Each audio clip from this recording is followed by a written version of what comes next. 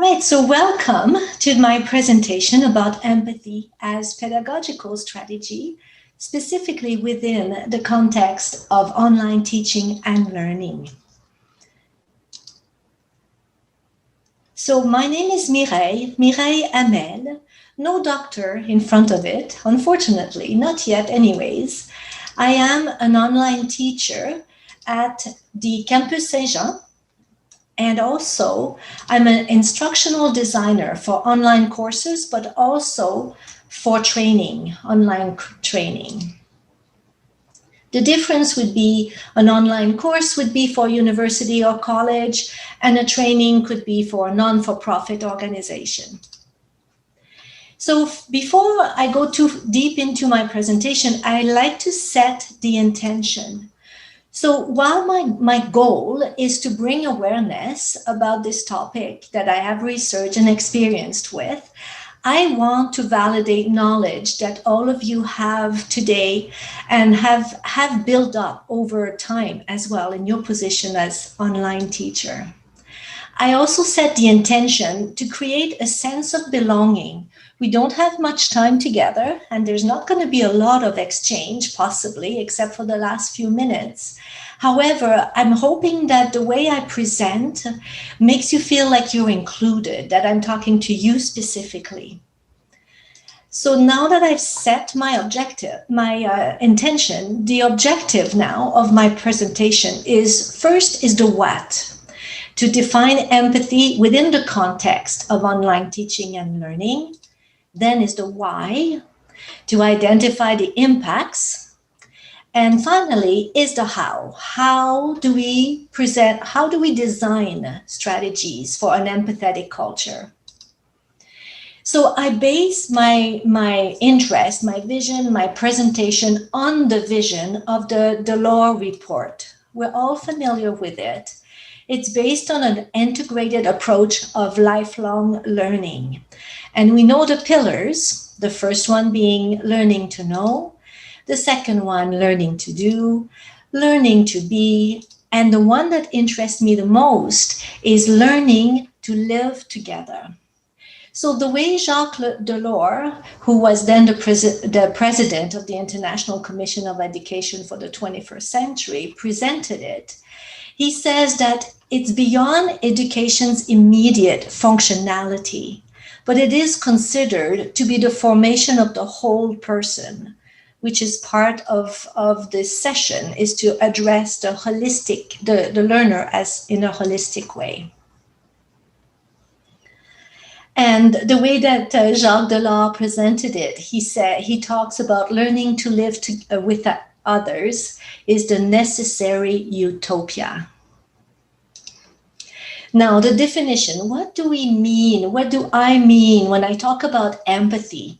So the components of empathy is that first, there is the emotional dimension. This is the dimension where we can relate to the experience of another. It's about being aware, being sensitive to the feelings, thoughts, and experience of someone else.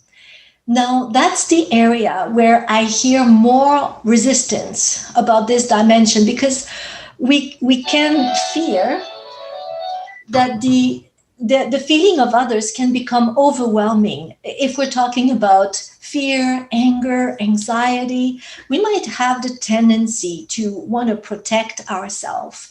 And in our field of work, it could be called academic armor. So, but I would like to bring our attention today, and this has been my biggest finding, is in the second dimension of empathy, which is the cognitive dimension. This is the part I'm so passionate about.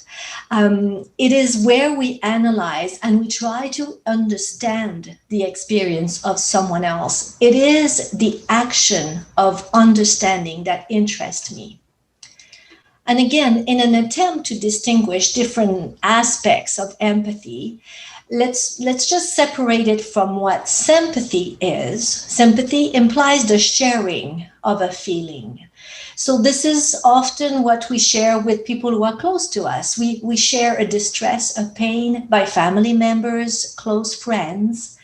But if we try to use sympathy, we might get it wrong. It's like, I know how you feel.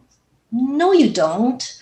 So sympathy is something to be careful of because it's about sharing the feeling. Now, compassion is another aspect. It's based on empathy as well. It's the desire to alleviate another person's distress. People who would operate in that field would be nurses, would be first responders in crisis, relief agencies. So that's their business, is to alleviate a person's distress.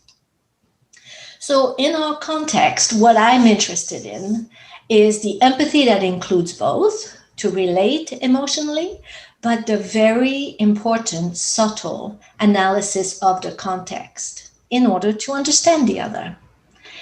Now, sorry. And we know, we're in the business of teaching, to be effective teaching, we need the expertise. We need to know our topic, or with an S, we need the clarity, how we transfer that expertise and explain it. We need the enthusiasm, which is the passion for our subject. And then the empathy is where we will check with our learners, connect with them so that we can adjust the clarity, the enthusiasm. So empathy is central to any teaching activity. Researchers have shown that this kind of empathy that fascinates me, the intentional cognitive empathy, what it does is it contributes to fostering a sense of belonging. Now, belonging, in my view, in the way I like to present it, is just another word for accepting. Now, let's keep in mind that it's not the same as fitting in. When we belong, we're accepted. And it also contributes to motivate, engage our students, and it promotes academic success. We know that. Engagement, motivation are connected with success. Now, what about this context of online teaching and learning? How does that work with empathy? So the profile of our online student are to be autonomous, self-motivated, in control of their learning, and they consult teachers and peers when they need it. Now, I don't see you at this second as I'm presenting, but I'm guessing there might be some people who don't necessarily agree with this. And I see that point because we are in a context of pandemic where maybe not every student or even every teacher has chosen to teach or learn online. So those skills are maybe the skills that we want our students to develop, and we might have to assist them in becoming autonomous, self-motivated, in control of their learning, etc. Now, the benefits of empathy. What are they and who benefits from it? So we said already, student engagement and academic success go hand in hand.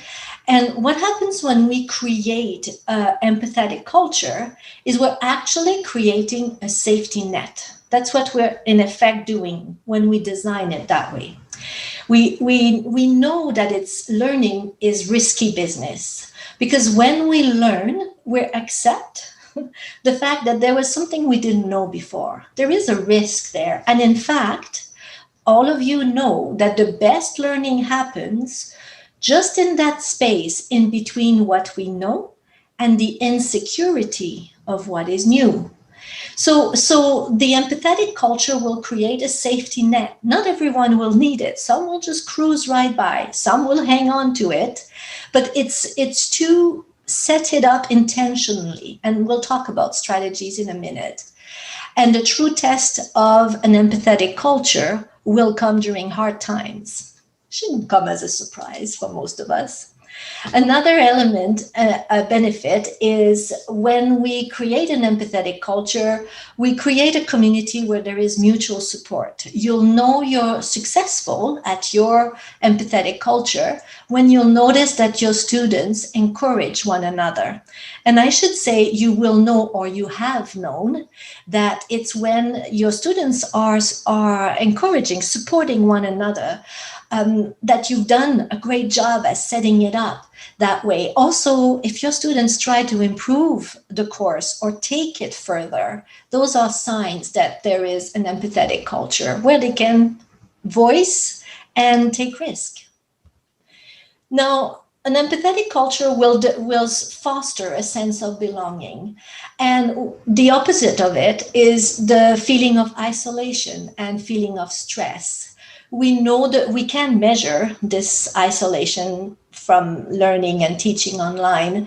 For our students, it comes with the dropout rate and also any signs of distress or mental health issues.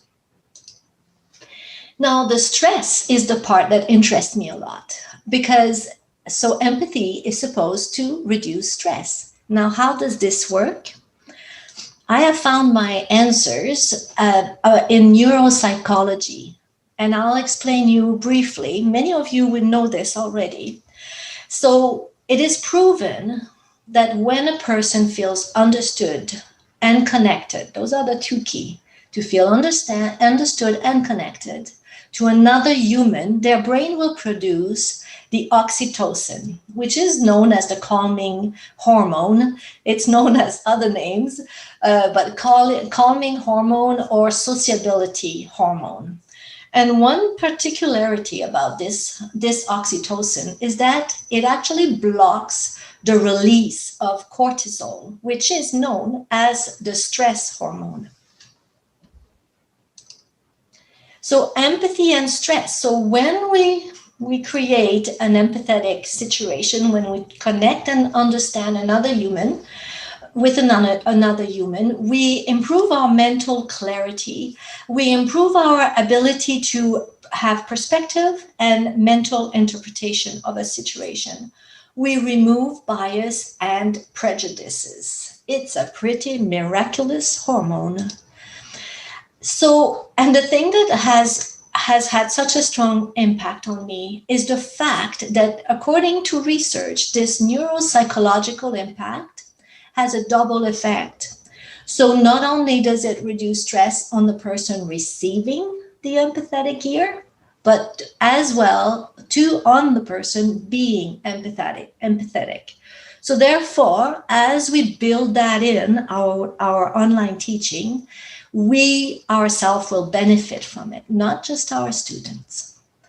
Now, on the flip side, what happens with the cortisol? What happens with that hormone if we let it go rampant? So when we're under stress and strong emotions, what it does activates the production of cortisol, which this will have an impact on an increase of distortion of our cognitive capacities. We don't think so clearly. We have a tendency to generalize. We have a tendency to think that our point of view prevails and that it must be the same as everyone else.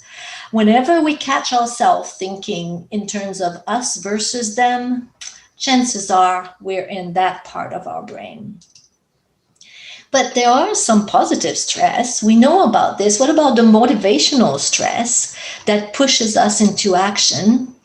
So research have proven that there are two types: the occasional stress, which indeed creates a stimulus, but the chronic stress is proven to be counterproductive in terms of learning. Now, the pandemic context that we're in the middle of and that has been going on for months means that us as humans right now, we are in chronic stress, as it is every day, because we are regularly alarmed to new threats. Our brain, if left unchecked, will continue to produce more cortisol. So indeed, the ability and the strategies around empathy are more important right now than ever. But how do we do this? So what are the practical strategies to teach empathy online? So this is a very simplified illustration. So we're going for stress reduction, we're going for a sense of belonging, we're going for better academic result. This is our frame, our focus. But simplified, we feel less stress. And then you'll start thinking, oh, it's funny, eh? When I teach this course, I don't feel so stressed. And same thing with your students. There'll be things like, this is my group. This is my community. For the time that this class is lasting, this is my gang, if you wish. I feel motivated. I look forward to the next time we'll meet. Now, the strategies to design this kind of empathetic culture, some of those are state the purpose and the intention. Make it from a practical point of view. Develop a positive outlook, create a favorable approach to new learning, and as much as you can, include personal choices so that your students can choose what case study they'll use or things like that. Increase the meaning, include value and different perspective in order to push the reflection further. Always making it meaningful, connecting it with realness, if you wish. And a very important one is to validate individual contributions and support the importance of cultural diversity. We've almost heard these terms too much sometimes, and we can lose the meaning of them, particularly this validation part. And this is where I'm getting close to my conclusion, and I want to gather it together. An empathetic culture will need validation. Now, when we validate, if all you do in your classes is to validate, you will be doing great. So to validate someone's experience, someone's impression, is to give it value. It's about saying it exists. I acknowledge that it is true. It is true to you. This is validation. If you're validating a problem, you're saying, I can see that how you face this problem. I can see, do you have any other resources you could use, think of using? You validate what is real for the person. Another important aspect of an empathetic culture is a tolerance for failure.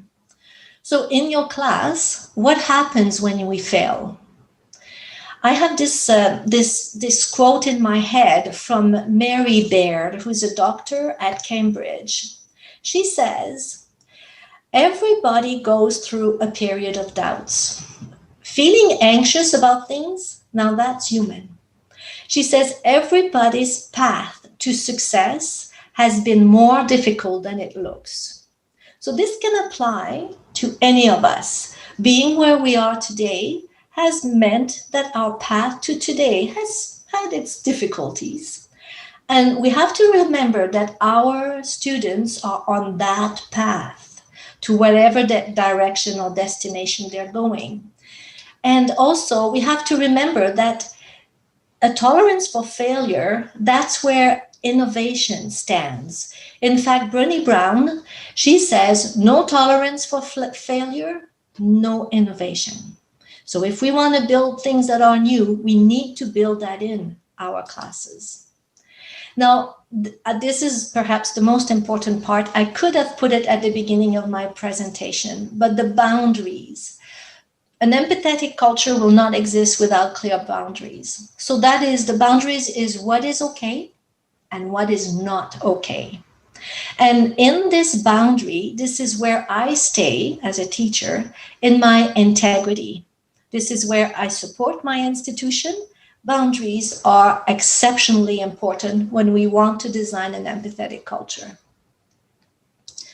I'm ending with one approach, which is the most efficient in my experience, is that reflexive approach. So in essence, it's not something you don't know. It's about slowing it down. We have many decisions to take or make each day. And sometimes we just default or develop reflex. So slow it down. Whenever there is a trigger event, take the time to investigate, to observe, analyze, take even more time to reconceptualize, create a new perspective, and then your response. So that is now the end of my presentation. And this is where you can find me, this email.